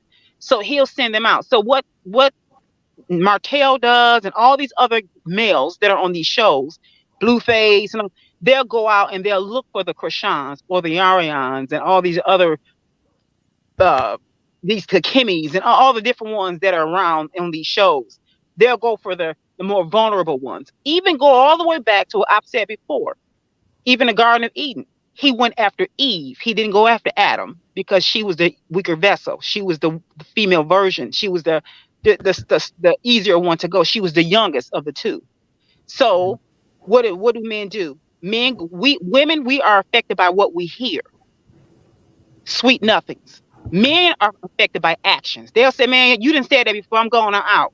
They're affected by actions. We're affected by a man can be a no-good dog, but they'll say, "Well, he said." And so so a man knows, a narcissist, part of his craft is saying, "I'll tell her this." Even down to make Martel even telling Ariane, "I can get you on a show." Down to now, she's not. She's flat. No one wants to hear about their dead story. It's a dead horse. But yet she still thinks that she can get on the show. So he thinks, if I can just tell her something, to get her to do something, to give me that narcissistic supply, to poke her buttons, even if I have to make her jealous, upset her some kind of way, go over to make her feel good or whatever, to get her to respond so that I can fill that hole up that's on the inside of me that I didn't get from my mother and or my father. So that's his way. And so his craft is a part of his mask. And this is with any narcissist. But we talk about let's just say Martel and Blueface or whoever we're talking about. In order to get that narcissistic supply, just like with Blueface, the whole time, that's not my baby, that's not my baby. That worked while she was pregnant. The baby comes, what can I do now? I'll say I'll take it to get her to get her to respond the same way on social media, to get her to be upset all over again. So he just says something different. Again, she's affected by what she hears. So he'll just say something different to get the same response. And then they'll show him laughing and eating it up to fill up that hole that he got that he was affected by having a narcissistic mother. So the same thing with Martel. Martel is clear that his mother didn't do her job. We all can see that. So he'll go and he'll seek out the Arionnes. And unfortunately, at one point, emotionally and mentally speaking, Melody was there. Now, was she ratchet? No. It's just that she was vulnerable and naive at one point and didn't know any better. And she thought whatever that Martel presented, that he was legit and authentic. And he wasn't, unfortunately. So what he did was they sit back and they'll read the room. And that's what Satan does. He'll read the room. He'll seek out. And the scriptures even say, even in 1 Peter chapter 5, he'll say, be careful. Even in Revelations 12:12, the devil knows he has a short period of time, so he is angry, so he's seeking to devour someone. When you seek something, it's like a lion seeking a gazelle. They're going to sneak up on it, but they're going to watch that gazelle to see which way is it going to go so I can know how to pounce up on it. He's not going to pounce immediately. He's going to watch it, sit and watch it and stare to see which gazelle is the most vulnerable, which one is the further away from the pack, which one is the youngest, and which one is the easy kill. And so that is how narcissists think. They think like Satan. Which one is the easy fix? Which one is the easy snatch? Which one can I pounce on first? That's easy because they don't like to work hard. We can see that. They don't work. They're lazy. Most of them, now you have some, it all depends on what type of narcissist it is. But most of them they're lazy in whatever their endeavor is because they like to get an easy catch so that they can fill up really, really fast. So what they'll do is go after the most vulnerable so that they can go ahead and get what it is they want because they're very self-indulgent. They like to get whatever it is that they want at any cost, whether it's their kids, because they'll triangulate their kids. As I said before, take a triangle. You have a point at the top and point at each side. And then that narcissist is in the middle. And they're lying to each and every point and telling one point up here, one thing, another point down here, another, and another point, just like what Satan did with God, Adam, and Eve. And he was sitting in the middle. And so that is what a narcissist does. And everybody is told something totally different. But by the time it gets around and everybody found out the truth, everybody's mad at each other, hating each other and all that. It's called triangulation. And so that's what they'll do. That is a part of their weapon. That's a part of their mask. They walk around in this grandiose exterior, like, yes, I'm the cat's meow. They beat their chest, like, yes, I'm this, I'm that, I'm the man. I got it going on, just like Martel, just like Blueface. But really, on the inside, they're scared, little insecure cowards. And most of the time, 9 times out of 10, you will never catch a male narcissist step into another man. I would say 99.999.9. You hardly ever will you ever catch them. And if they do fight a man, it's because the man came to them and they don't have a choice but the windmill. And 9 out of 10, they'll lose. They usually go after they always go after the weaker vessel. So they look for broken women, very broken. Because they don't want to have to work hard. They're very lazy. They don't want to have to. They want to go after whatever is the easy kill, just like a lion would with a gazelle. They want to go after a lion. Can go after an elephant. They can go after a zebra. They can go after an antelope. They can go after, but they're going to go after a gazelle because it's an easy catch. And so that is how narcissists think. I want to go after an easy catch. So the way that he's doing Arionne, she's like a gazelle. She's an easy catch. At one point, Melody was a gazelle. She's no longer that now, but she was at one point. And so each female Now, when I say female, I'm calling them females on purpose. But when it comes to Melody, Melody is a whole woman. So we've taken her out the pack. She's no longer there. But the rest of these females that he's dealing with and has dealt with here recently, he's getting something out of each one of them, and each one of them are delivering him something separately. Can you Each one of them. imagine Belinda? Belinda got this man property, Mhm. Yeah, and she got 5 kids. yeah. That's how skilled their lies and manipulations are. However, they're really not that good at their manipulation. That goes to show how weak-minded Belinda really is. Because they're not. It's Here's the thing: if you have just some common sense, you can go. Wait a minute.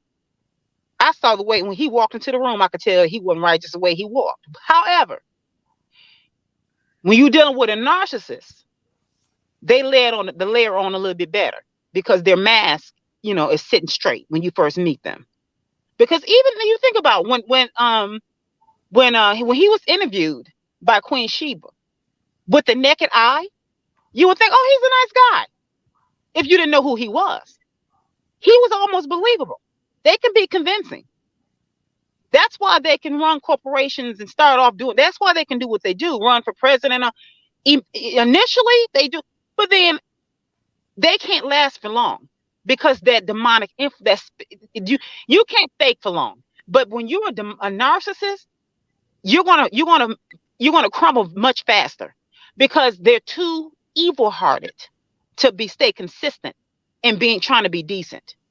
You're gonna catch something. They're gonna slip up. And they're compulsive liars. It's not well maybe or sometimes. No, they lie about things that makes absolutely no sense. You'll think, why would you lie about that?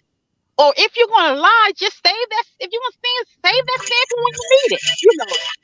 But they just lie because that's a part of control. They are control freaks.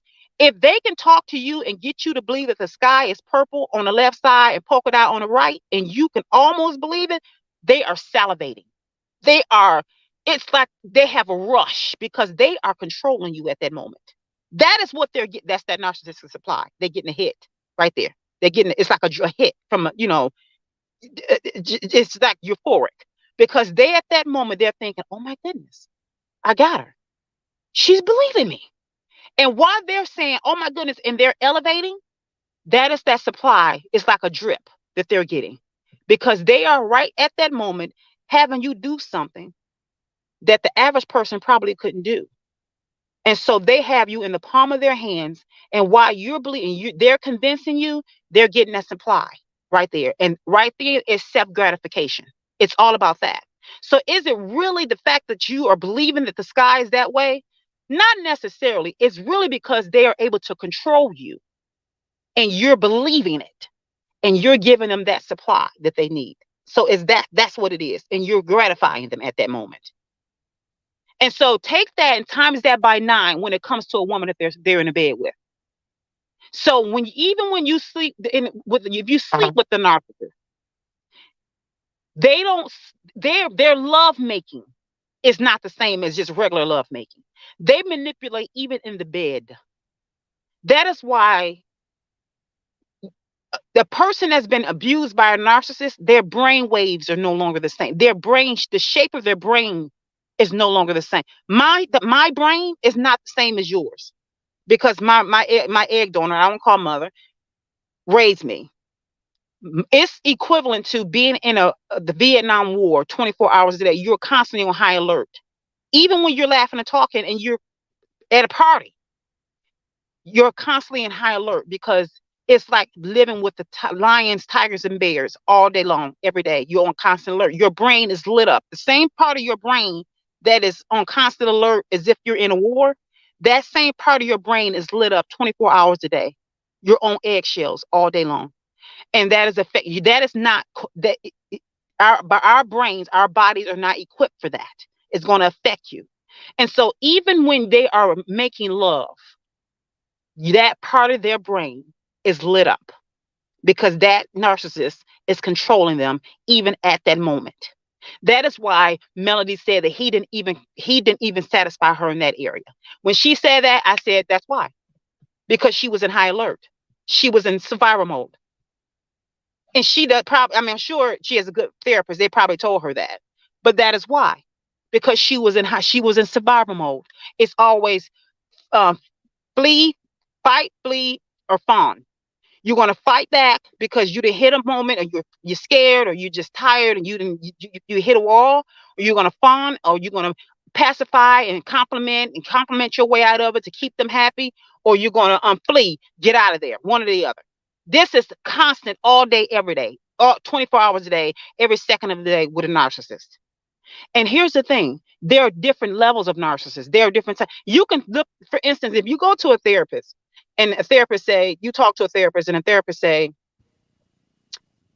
you talk to, and then anybody with a train on it, the therapist that's been trained with narcissism, they'll say, you've been living with you've been abused by a narcissist. And then they have to say, we got to figure out now, it's like, for instance, somebody said, you've been mauled by an animal. But now we got to figure out what type of animal. They'll say you've been narcissistically abused, but now we got to figure out what type of narcissist. Wow. And so there are different levels, different types of narcissists. So one day I'm gonna come back on and then we'll break down the different types of narcissism. When it's like a fingerprint, and then each within underneath that umbrella of each umbrella, different category, different description, I should say, different description of a narcissist. Then there are different fingerprints underneath those umbrellas. So and here's the thing: there are more narcissists now and being born every day than there are actual cancer patients and undiagnosed cancer patients. That's how bad it is. So it used to be they would say, kids should, and I think I've said this to you before, but I don't know for sure. But they say, it always was about academics, read to your baby, count to your baby when you're pregnant, as soon as you find out, do this, do that, so they can be really smart and academically challenged, secure in school, and so they can go to Ivy Leagues and all that. Now because that's all they taught, that's why so many kids can go into a school and bang, bang, bang, bang up a school, because that part of the brain, they stopped teaching mothers and parents to love on the babies, talk to the babies, nurture the babies, and teach the babies emotions and feelings. They were talking about academics so much. To now, these kids are just doing things that are just that are outlandish. They have no emotion. They have no empathy, and so now they're starting to shift it and go back literally to what this Bible was talking about, saying now, rather than push academics and reading, putting earphones on your stomach about numbers and letters, start talking to your baby even more and loving on them and actually teaching the baby to touch when the baby is born. Teach the baby to share. Reward the baby if it cries. Get in the baby's face and talk to it, because now you have the Krishans that are on in the internet a day after the baby is born and at the gym and at football. They have the natural affection is gone. So this is what we have today. As the mothers used to be nesting within, as soon as she found out she was pregnant, especially at a certain trimester, she would be constantly nesting and ready for the baby. It was just by nature. She was ready. And when the baby is born, she want to be under the baby, and it's just all about her and the baby. It's no longer that. It's a detachment there, because now people are operating from another space of the brain, and the heart is removed. That's where that narcissism has reared its ugly head. That's why a person can talk about what they would do and not do, and with salacious things, can sit up and laugh or talk about salacious things, and it doesn't bother them. And we of the older generation would sit with our faces contorted thinking, are you okay with this conversation? You're good with this? But them, the younger generations, they're like, what? Yeah, I saw it on TV, or I saw it on the internet. It's not a big deal. Yeah, I never could understand how you could be okay with somebody calling you a bitch. I mean, it just roll off their tongue, and it's or a hoe. It just roll off their tongue, and it's so acceptable these days. Yeah. They're so desensitized. It's like the morals and the values are literally on the ground, and that is a form of narcissism. But that comes from the parent pushing, even society pushing academics rather than affection and Oh, empathy. And so yeah. now they're saying push empathy now, make the baby, have kids share again instead of having this, no, this is yours and this is yours. Instead of buying 2 swing sets, make the brother and sisters share the swing sets. It's everything is so segregated these days. Communication is so much better these days, but yet we're so segregated. So This is can the I ask you narcissism. this? I'm sorry, I Sure. didn't mean to cut you No, off, but no, before I forget, little Knox, he seemed to be so detached from his mom, how he beat on her. I've never seen nothing like that before. unfortunately, we have to think back on what all he heard while she was pregnant, what all he endured while she was pregnant. What, like they say, the generational curse can come through the umbilical cord, through the blood system. It's no, unfortunately, he has their DNA. Um, and it's no telling what he's experienced since he's been here on this earth, and what she's putting into him now. Whatever she's inculcating into him from when he was first born, when she first learned she was pregnant, down to, like I said, you got to think about those 10,000 hours, and he's still within those hours. And so we're seeing he's a product of his environment. And what we're seeing, and honestly, and this was no shade, no, I'm not going to shade no baby. I honestly said, has he been diagnosed with anything? And this was not to be mean. I really was like, is he good? Is he okay? Has she gotten him checked? Because I said, that's not typical, just toddler, No, toddler I've never seen behavior. it, never. And she's just so busy being on the internet and doing her thing and chasing about him, going to all these wannabe celebrity parties. And I said, these girls, I don't get it. I don't have any kids, never been pregnant, but I raised my siblings and my nieces and nephews. And my last great niece that I raised, as I was saying on Pickies, I was like, when I got her, I was like, cover your face, wash your hands. I'm making sure everything had to be perfect. When I learned she was about to be born, I went, and the money that I spent, I was nesting. And when I look at, I'd be thinking, it wasn't even mine, but she was mine. And so when my egg donor snatched her away from me at the age of 8, her school didn't even know that she wasn't mine, because we had the same last name. And they were like, well, my egg donor took her, and I went up there sobbing, telling them what happened. They said, well, who are you? And I had to tell them that I was her aunt. They said they could not believe that I wasn't the biological mom. So it just blows my mind as to how detached these mothers are. It's no natural affection. And the way that she Yes. be on the internet trying to mother and be on, and I be thinking, girl, get off the internet and be a mother to your child. But this is what they do. I don't know. And Ariane truly thinks she's a good mom. And that's the narcissism. And being around, and here's the thing, even if a person isn't a quote unquote full blown narcissist, living with a narcissist, and I think I told you this before, you tend to take on the fleas of a narcissist. So Wow. she has actually, if she has anyone that she's been raised by that was narcissistic, I'm sure they make her think that what she's doing is fine, because I mean, from where she comes from, allegedly, from what I understand. But being around him for these last 10 years, you can tell that either she's won, or either she has taken on so many of his fleas till she come off as being a full throttle narcissist. So the other things that she says and does, it makes perfect sense to me. It makes sense. I don't agree with it at all. Don't get me wrong, but it makes sense to me as to how she responds to it and how she carries on. It's a class act. Just makes perfect sense. If she makes me sick, I'm gonna be honest, she does, but it makes perfect sense. I said she's responding the way that she would, because he takes these young girls. He goes after the vulnerable ones, but not just anyone. Because anybody that has a little sense about themselves, oh, he'll go, no, that's too much work. I got to Yeah. go over here. I got to go. Oh, yeah, this is a good one right here. This is Ariane. I can give me that one. Give me that one. Because I'm about to turn this one out because she can do this for me. She can do that, and she can do this, and she can do that. So I'm gonna keep this one around. And notice that he'll leave, and when he see that she's starting to get a little grit about herself, he'll go, I'll be back. Yeah, I gotta go ahead and tear her down a little bit more. I'll be back. Yeah, all right. Oh, okay. And he'll leave, tear her down, get her back where she was, and then he'll drop her and go back, continue on doing what he was doing. That he would narcissists, you will never escape their grip until the day they stop breathing. And Well, there's that's why you. I say that he turns this girl on like a light switch, off and Mhm. on. Yep, That's how he operate with her. that's Yeah. it.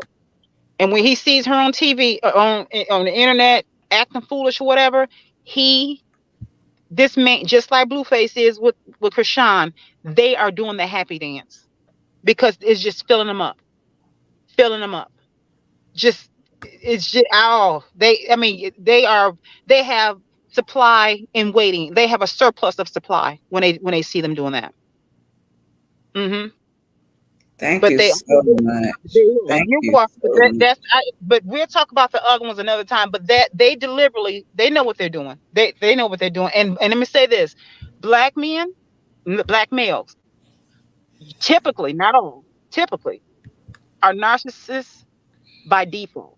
And I say that is because the way that they are raised pretty much like as princesses. We are raised as the men, and not all black men. I'm not, hear me out. Majority of them are raised to be coddled. And so when we date them or marry them, we have to say, well, I'm not your mama, so I'm not putting up with it. I'm not doing it. We have to de-narc them. Or we'll say, oh, I'm not your sister. Your sister did that for you, whatever. I'm not. We have to de-narc because they come in thinking, oh, you're going to dance to my music. And we have to take that out of them. And so they have that princess mindset. And Martel has that princess mindset. And when Mel said that, I wish wasn't married to a queen. Literally, when she said that, I started shaking. I said, Wow. oh my goodness. I have said that for years. When she said that, she couldn't have said it any better. Yeah. She Hmm. sure said it. Well, y'all heard her, lady. We have to dive deep into our self consciousness and pull out our self worth. Because if we don't, we'll have men like Martel, these narcissistic men, will come and make us a victim. Yes. Thank you so much, Miss Sunkiss. Did y'all enjoy her? Yes, thank you so much, Miss Sunkiss. I'm getting ready to end this, you guys. And Okay.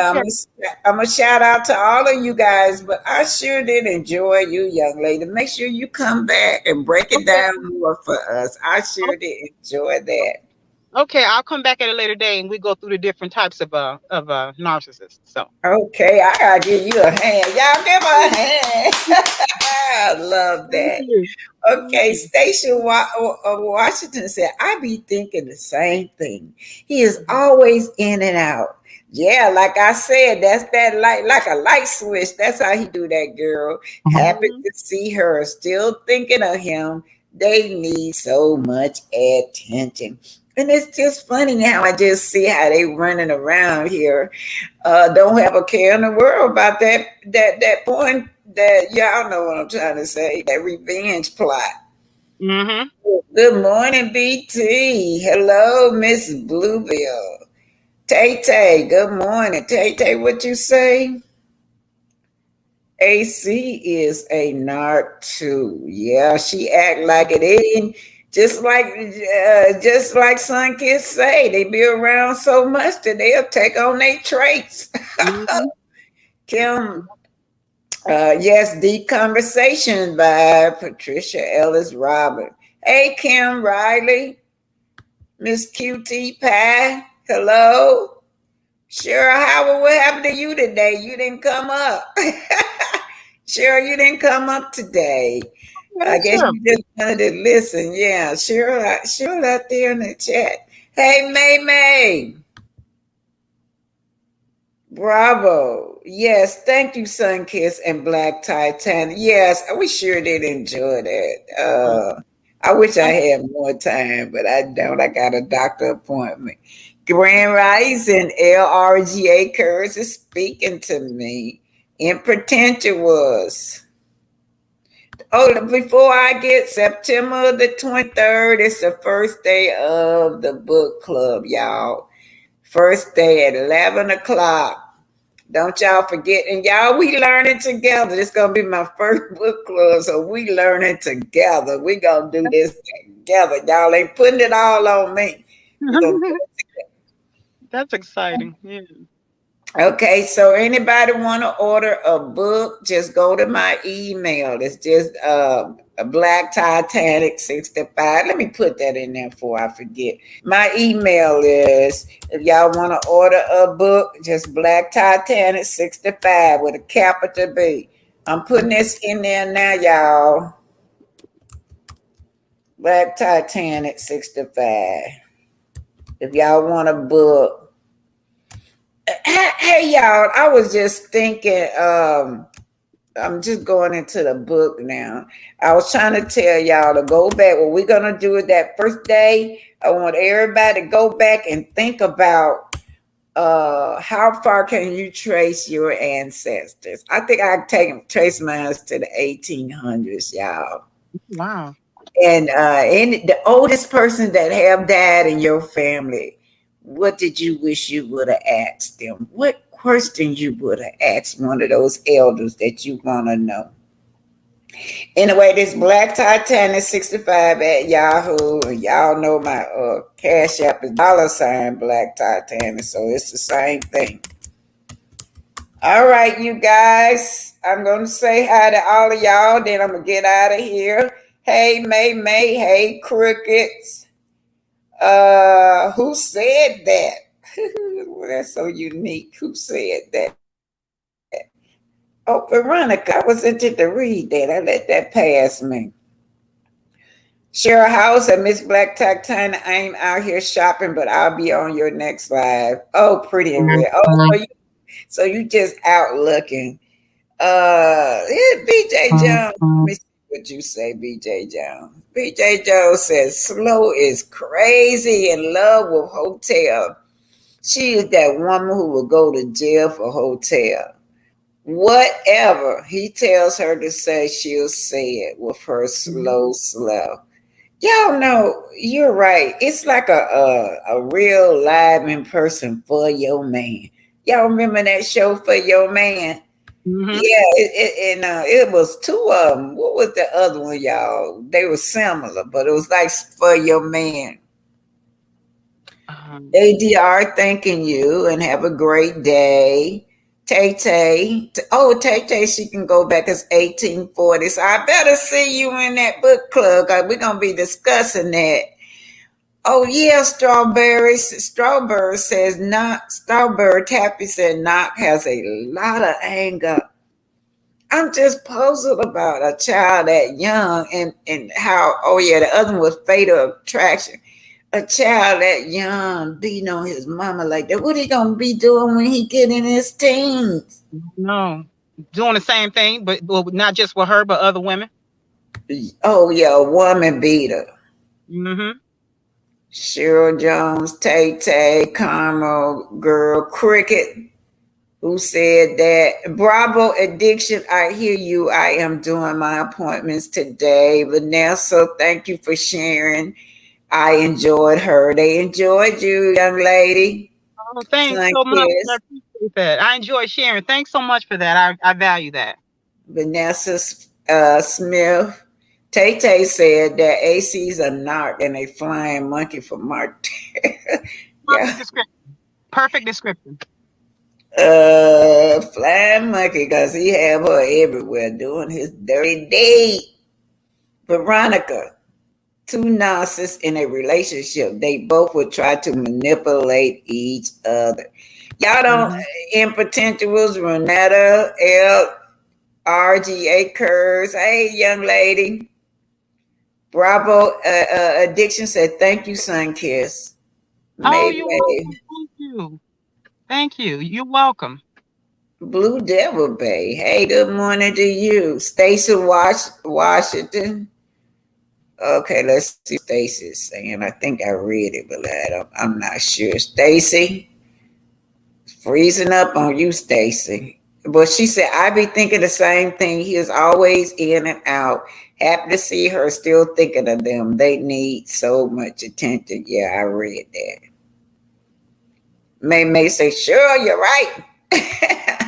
Martell is definitely a queen, said Cheryl. And Cheryl said she's easy access and controllable, talking about Arian. Mm-hmm. Y'all know that Arian was ignoring those people in under there that wasn't good for her when she was standing up there because they were blasting her and Martell.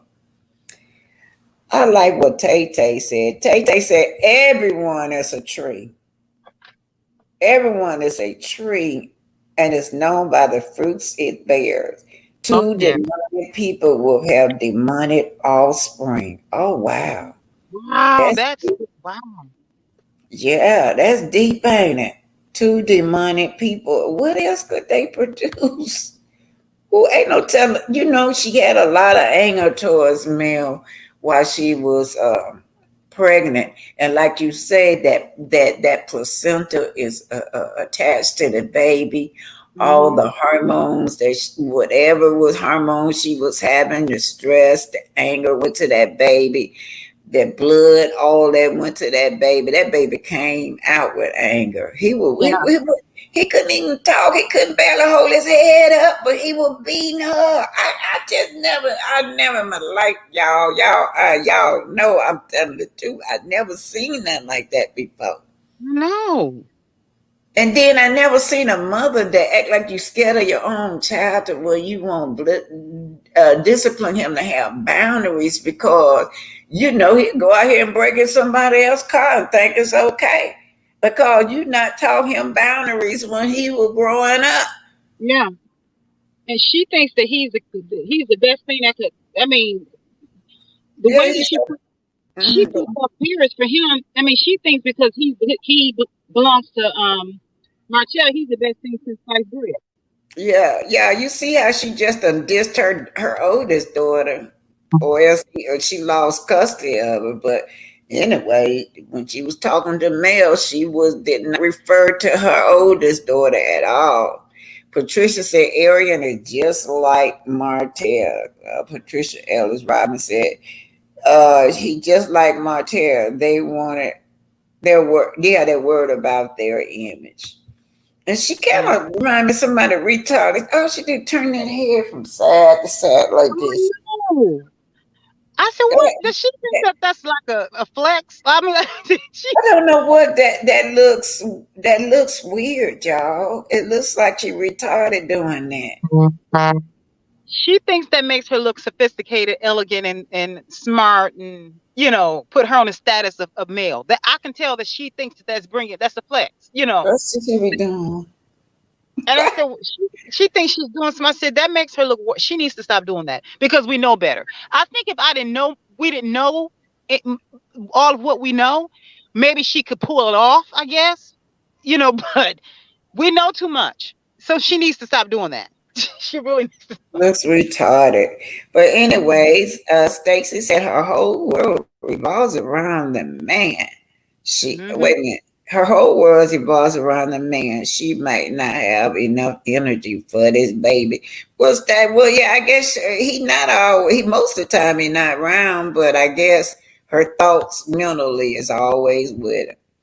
May said it's sad when you're disrespected from your husband when he should be your protector. Yeah, Martell ain't never protected Melody. And it took her to go to counseling to realize that because she said she didn't realize she wasn't protected, y'all. The average black woman doesn't realize that. In fact, what's Martell even said something along the lines of Melody not protecting him or needed to protect him. Or he's a queen. He felt that Yeah, she wasn't protecting him. It's yeah. what man says that? When I hear a man say something along the lines of being protected, what man hollers that he needs to be protected? Really?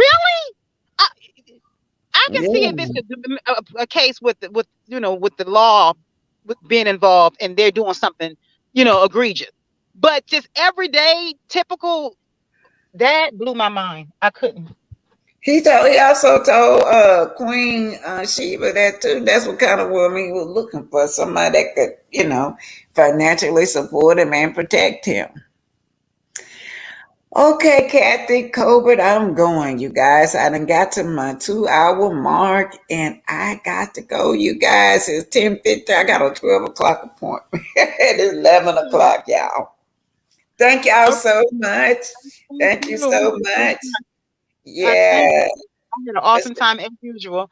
Well, you enjoy the rest of your day and keep looking pretty. I love you. Have to wear that style more often. That's sharp on you. That's really sharp. But thank you so much. Okay, well, y'all, thanks, Chad. I had a great time, and I'll talk to you soon. And we'll be emailing each other. Just email me and let me know when you want me to do that. Okay. Okay, and you guys email me. All of my members, if you my member, please email me. I need to have your email. I need all of y'all emails so I can contact y'all and talk to y'all through email, all my members. And if you want to be a member, just send $15 in for your book. That covers everything. That covers the shipping price plus the book. All right. Thank y'all. Bye. Okay. Let me see what this person say. New comment. Oh, Kim just saying have a beautiful day. Tay say they can't teach what they don't have boundaries, and the babies. Let me put this up here. Y'all still talking to me. I'm trying to go. They can't teach what they don't have boundaries, and the baby's biggest fight will be rejection from his parents. Thank you, TT. ADR said next time, this gets so good, hard to break away. Janice says, thank you, Black Titanic. So appreciate you showing us all the things that we did to back in the days in Black history. God bless you and your family. I'm glad to know that your brother doing better. Bye, you guys. Y'all have a great day. Love you too, VG.